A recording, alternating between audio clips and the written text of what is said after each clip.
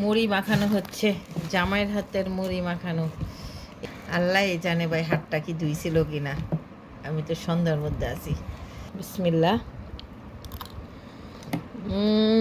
সেই অনেক মজা হয়েছে, মাশাল্লাহ মাশাল্লাহ। কি বলবো দর্শক, বোম্বাই মরিচের যে একটা দেখে বোঝা যাচ্ছে। বলেন তো দর্শক, আমরা আজকে কিসের আয়োজন করতেছি? অনেক দিন পরে মুড়ি ভর্তা খাবো। দিয়ে দিচ্ছি পেঁয়াজ। মানে সোজা কাজ করতে তো অনেক ভালো লাগে, সব কিছু কেটে এনে রেডি করে দিলাম, এই যে এখন বানাচ্ছে। এরকম কাজ করতে তো সবাই পারে, তো ক্রেডিট তো উনি নিবে। মুড়ি বানাইছি আমি। তো এখানে ধনিয়া পাতা, পেঁয়াজ, টমেটো সব কিছু দিয়ে দিলাম। এখন দিব হচ্ছে মজার জিনিস, এটা হচ্ছে কাঁচামরিচের আচার।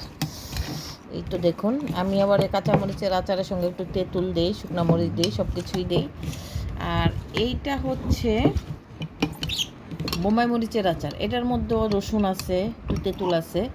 তো এটা দিচ্ছি একটু, এই যে একটু তেঁতুল উঠছে, এখন একটু টক টক লাগবে, তো দিয়ে দিচ্ছি। আর এই যে এখান থেকে দিচ্ছি চালটা বেশি করে, বেসিক্যালি তো ঝাল করার জন্য আর স্বাদ করার জন্য আমি এটা দিব। বিষয়টা যেন উঠছে 3-4টা মনে আজকে শেষ। এখান থেকে অল্প একটু নাও, একটা নাও, যে কোনো একটা নাও। হ্যাঁ, আরেকটা রসকি না তো দিয়ে দিলাম।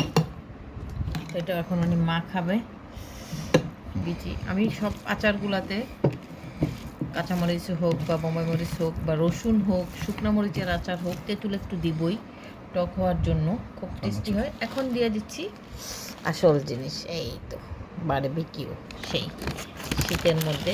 তো এই তো ঢেলে দিচ্ছি বিসমিল্লাহ বলে।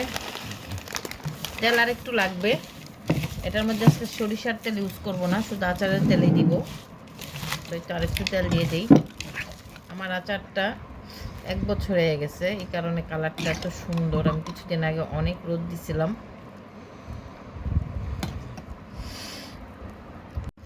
এই হচ্ছে আসল জিনিস, ডিম সেদ্ধ, যেটা নাকি আমরা বাইরে গেলে মুড়ি ভর্তা খাই, ওই রকম প্রসেসিংই করার চেষ্টা করতেছি। তো এটা আমি আজকে সেটা দিয়ে মুড়ি খাবো, মাখায় নিব। পরিমাণ মতো একটু লবণ, আর এই তো মাখানো শেষ। এখনই যে সুন্দর গ্রান আসছে, মাশাআল্লাহ। আরেকটা জিনিস, সেটা হচ্ছে এই যে মুড়িগুলা, এগুলো বরিশালের মুড়ি, দেখুন কি সুন্দর। এই জন্যই এই মুড়িটা আমার অনেক মজা, এই বরিশালের এই মুড়িগুলা। আসলে আমরা জিনিস করে এত মজা। তো এখন আমরা মুড়িটা ঢেলে দিব, বেশি না, অল্প। মুড়ি মাখানো হচ্ছে, জামাইয়ের হাতের মুড়ি মাখানো, এই শীতের মধ্যে অনেক মজা। আল্লাহ জানে ভাই হাতটা কি ধুইছিল কিনা, আমি তো সন্ধ্যার মধ্যে আছি। তো আমার কেন যেন মনে হচ্ছে এখানে মুরগির মাংসের একটু ঝোল আছে, একটু কলিজা গিলা আছে, সেটা দিলে আরও টেস্ট হবে। তো এই জন্য একটু দিয়ে দিচ্ছি।